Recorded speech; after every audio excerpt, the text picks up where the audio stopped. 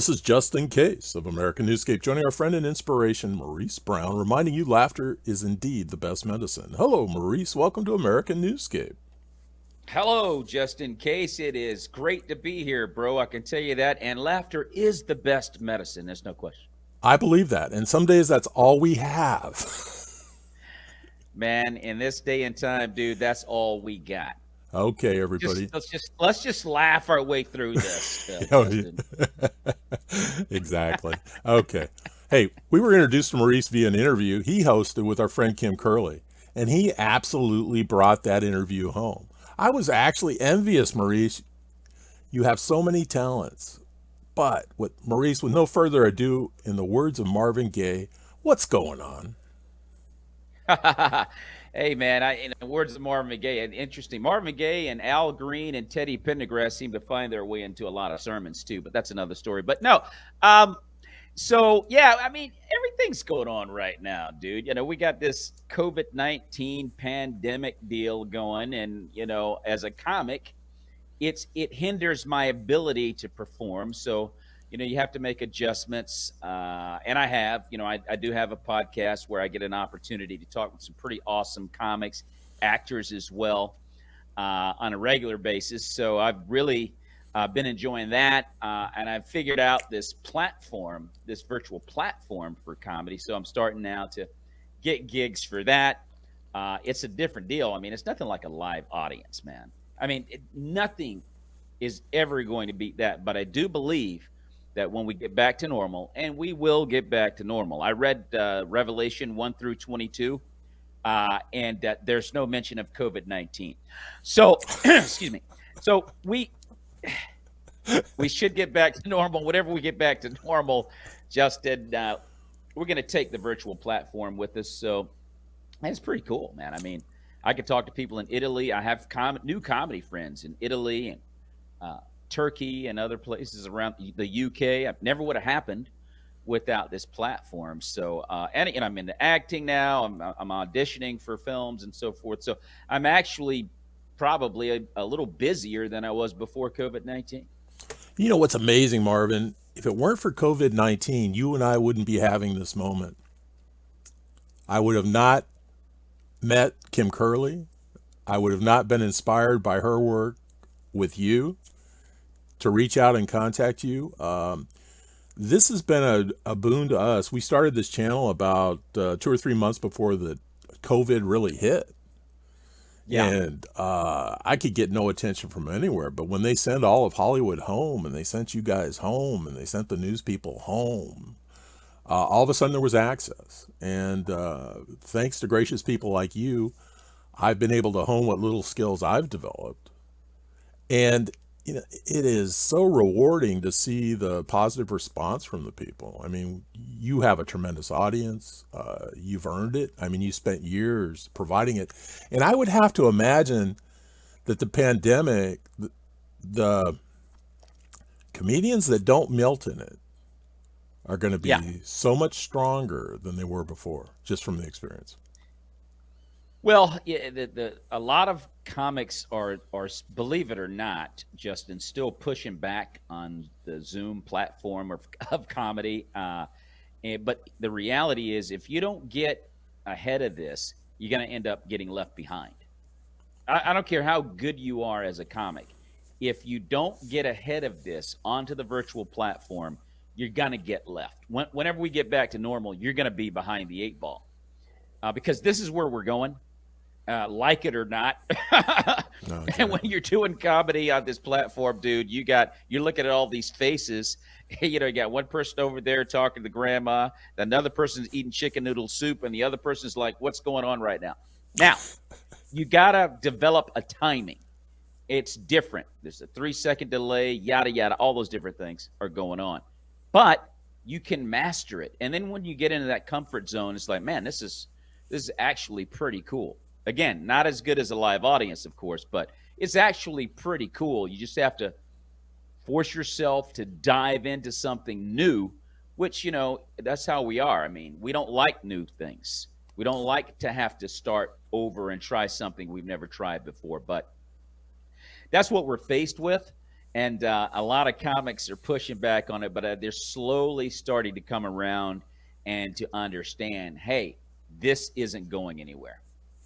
You know, part I've been fascinated with comedy since I was a little kid. From listening to Bob Newhart albums to Bill Cosby Yeah, albums yeah.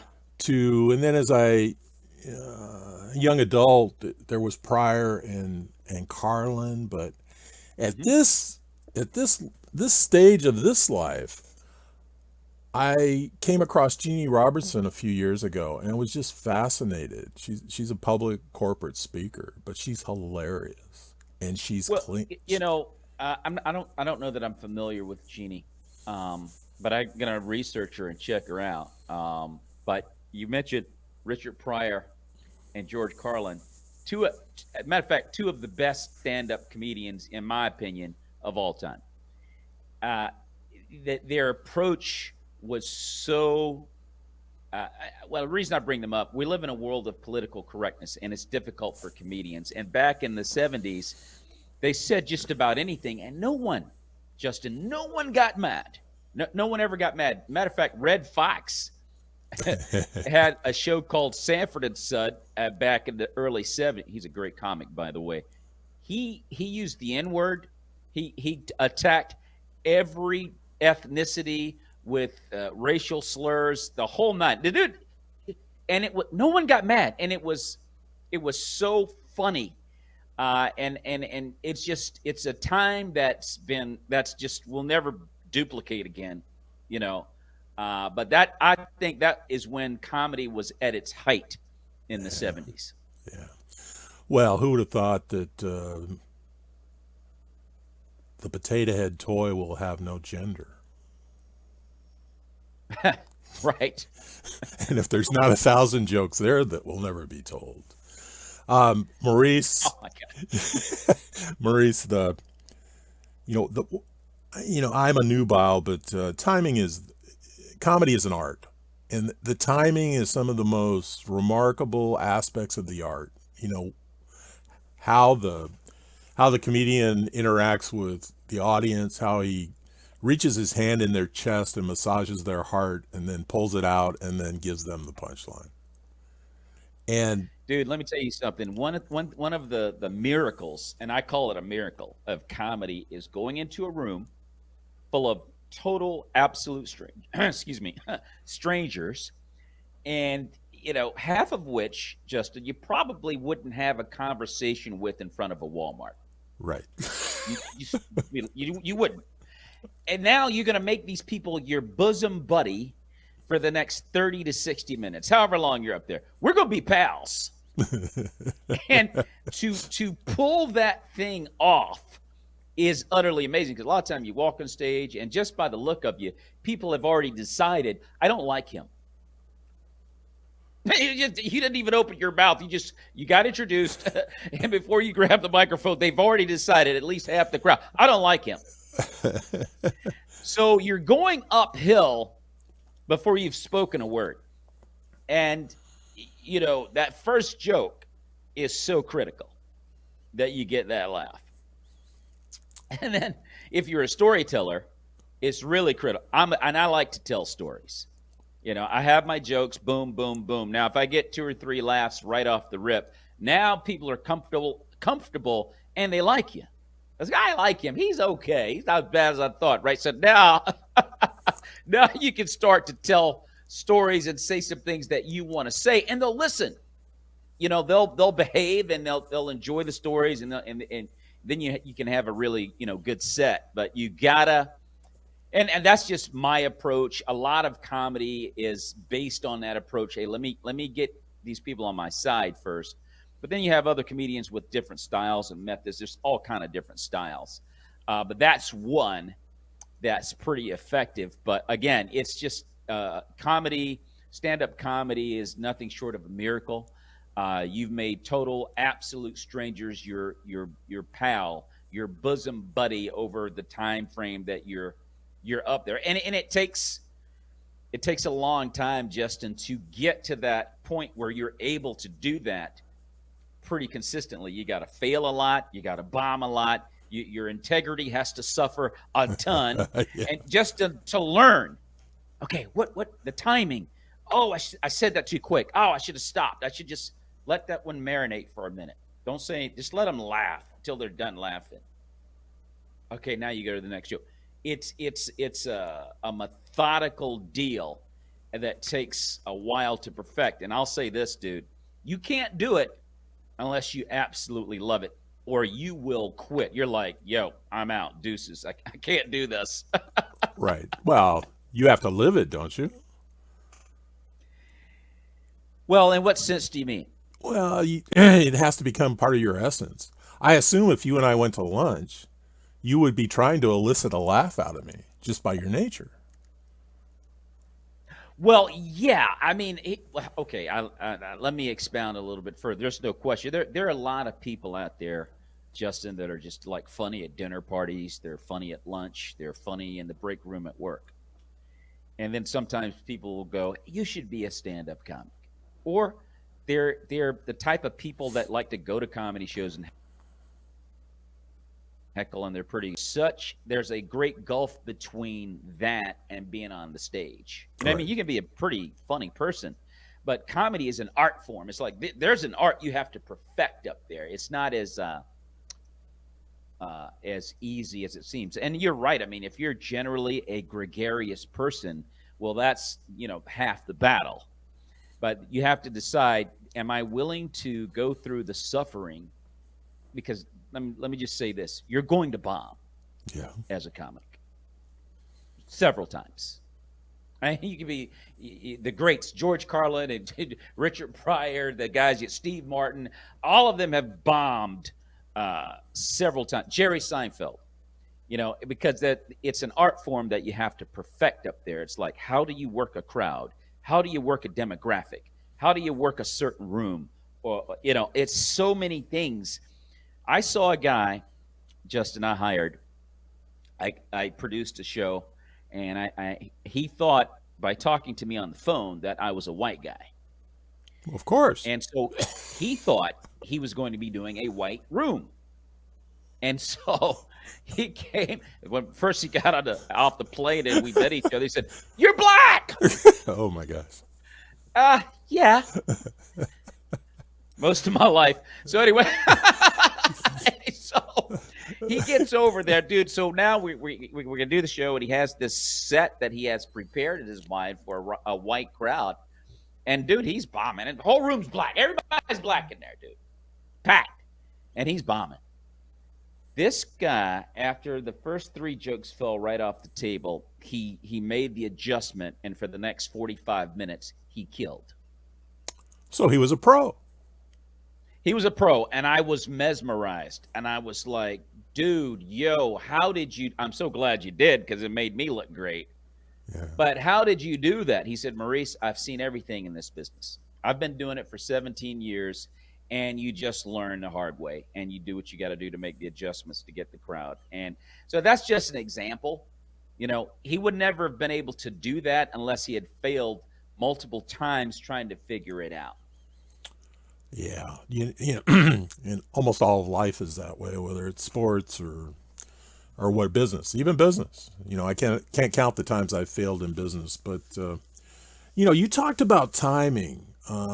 Yeah. But you didn't talk about the adrenaline. I have to imagine that when does the adrenaline hit you when you're going live? Is it when you walk on the dude, stage? That's a great question. That's a great question. When the adrenaline is one of those deals, you are like wired. It's a feeling that it's like a drug. You love the adrenaline. Yes, you're nervous, but at the same time, you're really, really excited. Like you love it. Yeah. I tell my wife it's like, being evil Knievel and jumping over, 20 cars just before you grab the mic. You know what I mean? It's just like, it's an unbelievable feeling. It's like, oh, yo, I'm getting ready. I'm really getting ready to do this. And I go blank. Like 10 seconds before I grab the microphone, I'm like, how in the heck am I going to remember this? And dude, for some reason, when I grab the mic and I start, I'm off to the races, Justin. I mean, I am in a zone. I can't explain it, but I'm in this zone and I am off to the races. But you have to be prepared. You have to write. You have to write and practice. Whatever you have to do to be ready, you want to make sure that you are ready to go. And when you get there, the excitement can override that, and you go, oh man, I hope I got it. And you got it. I mean, you practiced. You're ready to go. Once you grab that microphone, you totally kind of calm down and get into this zone, and you got it.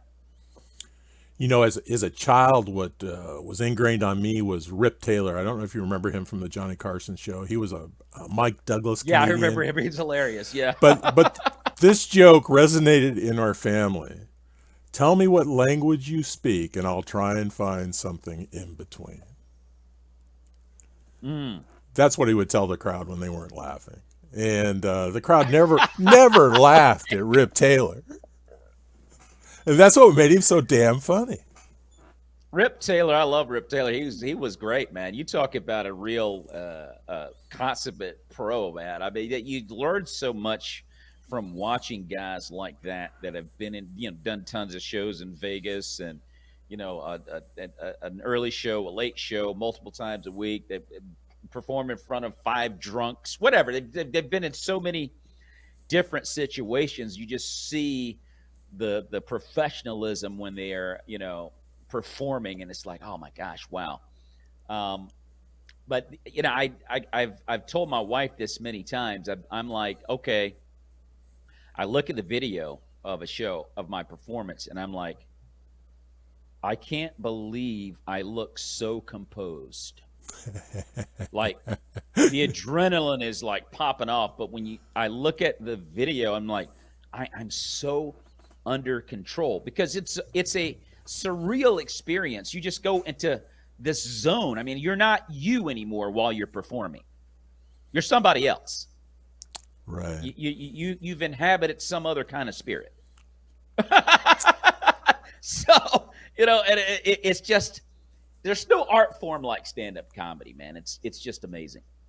Well, it is. You know, the only thing I can assimilate that to is I got into competitive shotgun shooting, trap, and the Yeah. old. You could be the top 100 in the country, but you couldn't beat the 12-year-old kids, and you couldn't beat the senior veterans that were 75 years old, because they learned to shoot during the Depression, where they had to put food on the table. I didn't have that type of Yeah. motivation.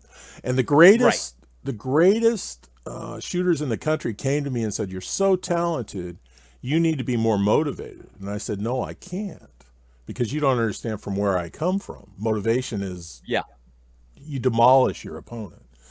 And I can't do that. These are kids. These are women. I can't beat the women. I can't beat the kids. I don't want that in this sport." But the only telling thing was what they told me is, I would say, "Well, what do you see down your barrel?" And they would always say, "You don't see your barrel." I said, "What do you mean you don't see your barrel?" "You don't see your barrel. You see the target and it just breaks. You're not conscious of pulling the trigger." Well, see, it was the epitome of muscle memory and hand-eye coordination, but it was all Yeah. subliminal. And one day I was scared to death. Why? Because my barrel disappeared. Yeah. And I had to relearn the game all over again. But that's enough about Oh me. man. Now, Maurice, your talk show and I was just taken aback by how talented and how good it is. What got you doing that? What was the inspiration? And was it out of necessity? You wanted to talk to your friends? You thought, I'll film this? What was it? Well, here's the deal. When I was before COVID-19, I was going to comedy shows, mostly open mics, and I tried to do this show in that way, where I would talk to a comic and then interview him, a little snippet of an interview. Then I would record his set, and then I would have my set, and I would kind of round up the show. And I did like 25 shows, 25 or 30 shows like that. And then I just said, it just became too much. So I just started focusing on what I really came there to do, and that's to work on material. And I just ditched it. I said, well, maybe one day when I have time, I will focus on this show. And COVID-19 provided that opportunity. Not only did it provide the opportunity, it's like, okay, well, you know, you got to fill this void with something because, you're not performing anymore. And I said, oh, I'm going to do the Maurice Brown show the way that I wanted to do it in the beginning. And I don't know what it was. I told my wife one day, I said, I had an epiphany. I'm like, babe, this is it. I got it. I am going to focus now on the Maurice Brown show. I'm going to get a studio, set up a studio, yada, yada, yada, get everything together, and then put a schedule together of comics and actors. It started out with only comics, and then it kind of morphed into actors as well in the faith-based world. And, I'm a believer in Jesus Christ, so I like to lift his name up through what we do as comics and actors. And I just took off with it. It's kind of funny, dude, because as a clean comic, I know a lot of dirty comics too. Yeah. And I would give them a platform, with the understanding, hey, let's keep it clean and as best you can. I had a couple of slip ups. I actually did one show, believe it or not, Justin, where I produced a clean comedy open mic. I used to run a clean comedy open mic, but I would invite all of my dirty comedy buddies to come over and do a clean set, to challenge them. And one guy got up there, and it was so bad. My wife were sitting there in the audience, and my wife looked at me and she said, "You go up there and you get him off right now." I went, oh, babe, wait a minute. Come on, I knew she meant business. And I ran up there. And I said, "Ladies and gentlemen, Daniel Canole." Thank you, Daniel. Get out of here. And I talked to him after the show. I was like, Daniel, I thought we understood that you were going to do a clean set. And he said, I did. I don't cuss. The guy was from Eastern Europe. He was funny. He's hilarious. But he had an Eastern European broken accent when he did his comedy. And he said, yeah, but I don't cuss. I said, dude, the subject matter was about as gross as it gets. And so long story short, what I'm saying is there are comics out there that have been dirty for so long, they don't even know the difference between clean and dirty. They're so far away from the shore. And I've had a couple of incidents in that regard. And so as I've been doing this show, my wife is a lot more comfortable with me not interviewing anyone from that world anymore. You know what I mean? No, like, I understand. I just don't do that anymore. I'm usually dealing with clean comics and actors as well, particularly faith-based, is really primarily what my show centers around. But, of course, I would have no problem interviewing a Denzel Washington or someone like that. But, yeah, it's a faith-based show of entertainers and comedians. I've always kind of wanted to perfect a show like this, and so I'm off to the races with it. It's become a staple now of my life. So I love it. I think it's a beautiful legacy. I've learned to appreciate clean comedians and comics because it's an earned laugh.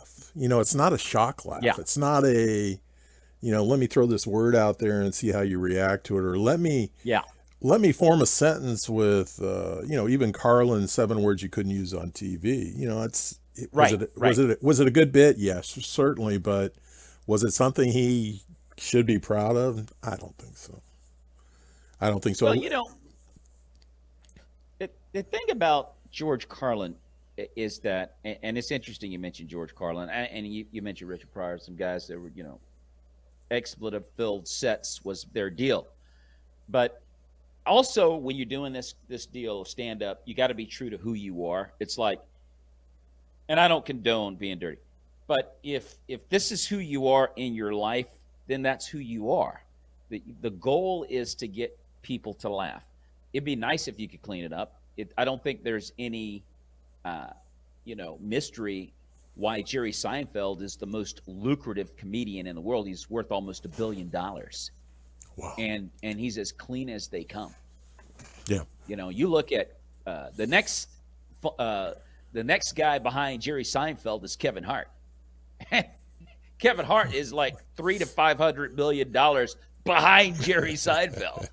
You know, Jerry Seinfeld is a clean comic, and I try to tell other comics that are not clean. I say, look, dude, if you want to be dirty, then do what you do, Right. but learn how to be clean, because you're not going to be on Jimmy Kimmel, Conan O'Brien, Seth Meyers, Stephen Colbert, Jimmy Fallon. You're not going to be on those platforms with the stuff you're doing.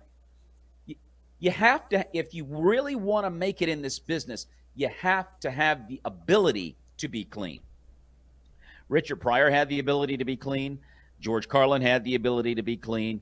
Louis C.K. has the ability to be clean. Ricky Gervais, guys that are dominating in today's era who are not typically clean can be, though. Bill Burr, very funny guy. He's an angry comic. But if you asked Bill Burr to do a clean set, he could easily. So I try to sell that to young comics that are into the shock value of, I'm gonna be like Bill Burr. No, you're not gonna be like Bill Burr. You're not Bill Burr. Right. You're nowhere near Bill Burr. Stop it. So learn the craft of comedy, write a well-constructed joke, and learn how to get people to laugh. That's what you need to be focused on. And so I've tried to sell that to a lot of young comedians, and some have actually gotten, the message, and they try to do it. But now comedy is about, writing well. I'm in Washington, D.C., and I'm going to tell you right now, Justin, one of the hardest places to do comedy is in Washington, D.C. People here are political, they're brazen, they're cerebral, they overthink things, and usually pretty angry. So you go to one of their shows, and they're like, can somebody get this guy a martini? Anyway, but they're just like this, right? And they check it. You tell the joke, okay, all right. And then if it checks all the boxes, they'll go, that's funny. But they will not give you a laugh unless your jokes are well constructed in Washington, D.C., by and large. That's what I've learned. Like if I go to Philadelphia, Houston, Atlanta, Los Angeles, New York, nothing against those cities at all. They're great comedy cities. But, they're relaxed. They're there to have a good time, man. It's not about checking all the boxes. So long story short, in D.C., it makes you really good. Like you leave DC and you go to San Diego or you go down to Miami, and it's like you're killing, and it's like, oh man, I'm actually pretty good. But you learn it in DC when you leave the area.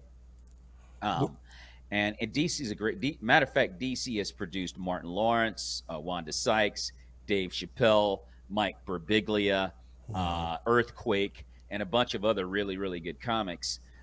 Because it's just going back to what you said about a well-constructed joke. And if you're clean, you have to write a good joke. And that's what really teaches you to be a freaking good comic. Could in preparation for going to Washington, could I practice with the kindergarten class? I assume if I could make the kindergarten kids laugh, it would play well in Washington. Man, no comment. If you can make a kindergarten class, yeah, you're ready for DC. But those, people have a fear. It's interesting you mentioned that.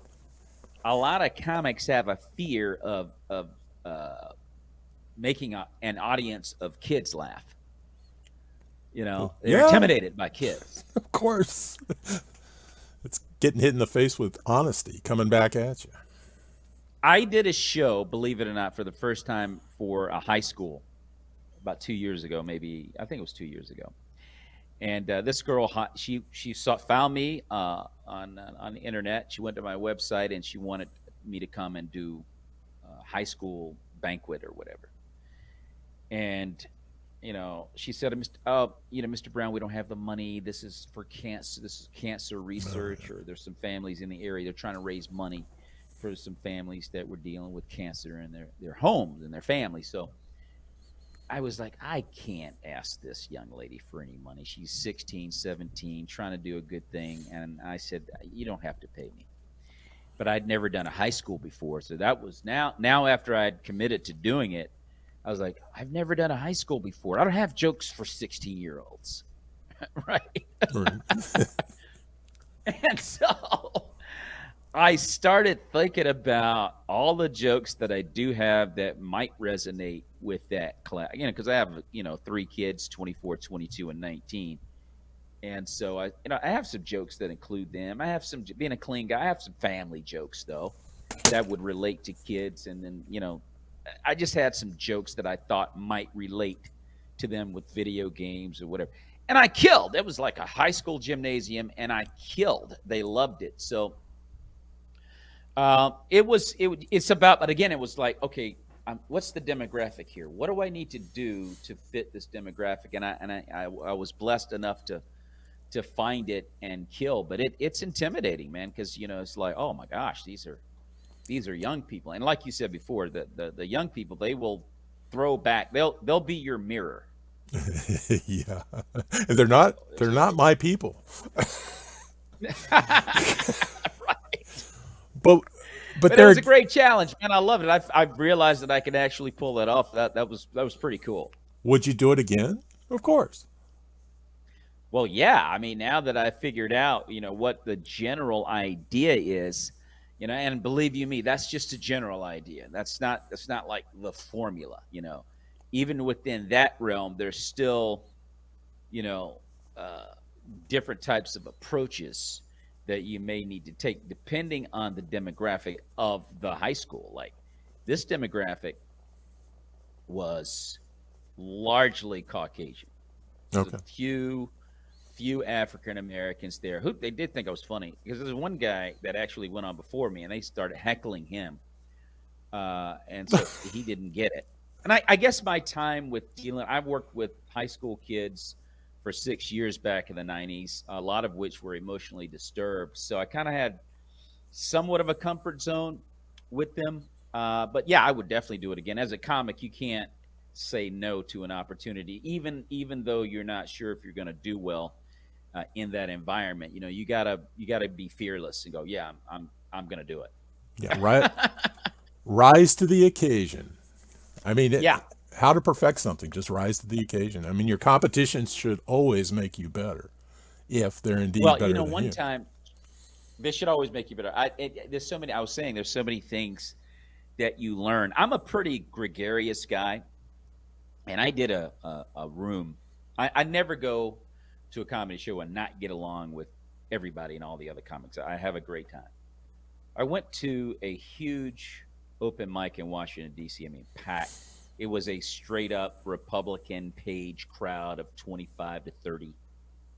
And it was a show. I did a set about blackface when Governor Ralph Northam got caught up with that stuff, the governor of Virginia. And I had done the set at an African-American Latino room the night before, and it killed. I mean, it just killed, right? I said, I'm going to do that over here, see if I can get it over the plate. Well, before the show, one of the guys who was running the room, I said, hey, man, I'm early. I'm the only guy here. I'm going to be over here. I'm going to get out of your way just to let you know I'm here, because I want to be first on the list. And I looked up 20 minutes later, and there was like, oh, my gosh, it was like vultures all over the list. And I'm like, what's going on right now? I was so mad. I went over and I just kind of like grabbed the list and signed my name, bro, and gave it back. And the other comedians were like, Maurice, don't worry about it, man. It's just putting the names together. You got to be first. And I was like 9th. I said, if I'm 10th, I'm out of here. And I should have gone home, because like I'm like seething. And I get up there to the mic and I throw my first joke, nothing. I went, oh, well, that doesn't normally happen. Threw the second joke out, nothing. Now I'm bombing. And I'm like, oh. And this thing here, sometimes when you're performing, this little deal right here will fall out. Sure. If things aren't going well, typically. and they weren't going well, and it fell out. And so the guy that was running the show, who was, who drew my ire, I said, "Hey, man, what do I do?" He said, "Just plug it back in." There you go. And so I plugged it back in, and I said, "Thanks a lot." Bob. And We'll call him Bob. some girl yelled out, "His name's Kevin!" I said, "Okay." Like he was offended you didn't know his Thanks name. a lot, Kevin. Long story short, Justin, I continue to bomb. What I learned was, if you are like mad, don't perform. Okay. Just don't perform. So Go get over it somewhere until you're ready. Don't come back till you're ready to perform. But if you're in a bad mood, I learned that you just don't perform because you're not in that headspace. You know what I mean? well, and you take on an ugly persona. I mean, people take on ugly personas when they're angry. Oh yeah. And I didn't even realize it because I knew I was going to kill. And that's another thing that was funny. I knew I was going to kill. But I was so focused on this dude. His name was Kevin. I couldn't get into my set like I normally do. And I didn't even realize it. I just took for granted that it was going to be funny, not understanding that I was angry. Right. And so it was just a hard lesson that I had to learn. And I can laugh about it. When you get to the point where you go back and look at the videotape, you go, "Oh, well, I know why I went down tonight. I know why that happened." And you just make the adjustments, jot down the notes, and, put it in your toolbox and keep trucking. Hey, you've served as a mentor to many, many up-and-coming comedians, correct? Well, I'm 56, Justin, so I know a lot of younger comics. And when I show up, a lot of the comics call me the Reverend. Okay. Or something, and so I've developed a lot of really good friendships with younger comedians, to be totally honest with you. And they give me a lot of respect. I thank God for that. They respect the heck out of me, and they listen to the advice I try to give them. And sometimes they're still dirty, and they'll try to work on it, but they still do their normal deal. But they do respect me a lot, and they allow me to mentor them. So that's pretty cool. Well, Maurice, I could talk to you all day, which is taking up your time. What would you like to leave us with? If you could impart something on us, what would that be? Well, if you are someone that wants to get into this business of comedy, just understand it's not as easy as it looks when you're watching seasoned comics on stage, because the craft is about making it look like you're just kicking it, just having a little convo. We're just chilling up here. You know what I mean? That's the miracle that we're pulling off. But there's a lot of hard work that goes into that. That's involved. There's a lot of emotional experiences that can destroy your integrity. So make sure that you really love it from deep down within. Like, I want to be here, and no matter what it takes to be good at this, I'm gonna do it. And so just make sure that the love is there, because if it's not, you may not want to get involved with this industry, because it can be a pretty brutal attack on your character. So just make sure you love it, and you're prepared and ready to put the work in. Write, and perform. If you're single, you're not married, hey, you got nothing to do but write and perform. Wow. Don't quit your day job, but keep writing and keep performing, and before you know it, you're going to be pretty darn good, and it will become easy to you. Just be ready to work hard at it and go for it, and you will succeed if that's what you want to do in this business of comedy. One thing that struck me from the interview you did with Kim, you and Kim went into great length, have fun. Yeah. And if you go back and watch that, and everybody should go watch that interview. If you go back and watch it, you'll just see that they were both in a happy place when they were discussing the need to have fun and to go out there and have fun and to keep reminding themselves to Yeah. go out there and have fun. And that that actually touched me, and that made me endear myself to both of you that much more. So thank goodness for Wow. you. Thank goodness for the type of comedy you're bringing to people.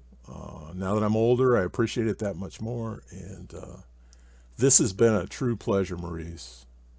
I Well, it's been mine as well, Justin. I appreciate you reaching out to me. I'm glad that the interview affected you in such a positive way, because it is a lot of fun. At the end of the day, dude, it is so much fun being out there and making people laugh and meeting new people, meeting new comics, and the adrenaline rush is huge. I mean, much fun, and it's all, at the end of the day, it's about love. When you're making people laugh and exchanging laughter and stories and so forth, and at the end, it's just an awesome feeling. It's all about loving your fellow man, and that's what makes it a treat. Well, Maurice, the gift I've given you, and you probably may not realize it for a while, but you'll have somebody come to you and say, "Hey, this is an opportunity, Maurice. This is a really tough interview." And you're going to laugh and you're going to say, "Oh, no, no, no. There's this guy just in case." And every time I got on a roll, he interrupted me. Then he would throw in his joke. But so I've given you that. You needed a baseline, and here it was. But my audience, our audience, is going to love you. You're a remarkable man. So enough throwing praise at the guest. Maurice, thank Well, you. I listen. I appreciate it. I've always tried to tell my kids I've affected the gang culture in a way. I said, listen, let me tell you guys something. All three of you, you're not thugs. Okay, just understand that you're not thugs. You have a dad who's a black man that talks like Tom Hanks. Yeah. So And that's not easy. That's not easy. it's not easy to do. Just Okay. it's not going to work out well at the cookout. So just forget it. Okay, let's leave on that note. Ladies and gentlemen, this has been Just in Case, Maurice Brown breaking the ice. Maurice, I'd like to have you promise to come back, even if you don't intend to, because we love the time we spent with you. Thanks for joining us. Remember, additional We got information and links are provided in this video's read more. All of his links to his website, all the cool stuff. Today's the day to subscribe to this channel, and please support comedians and the arts everywhere.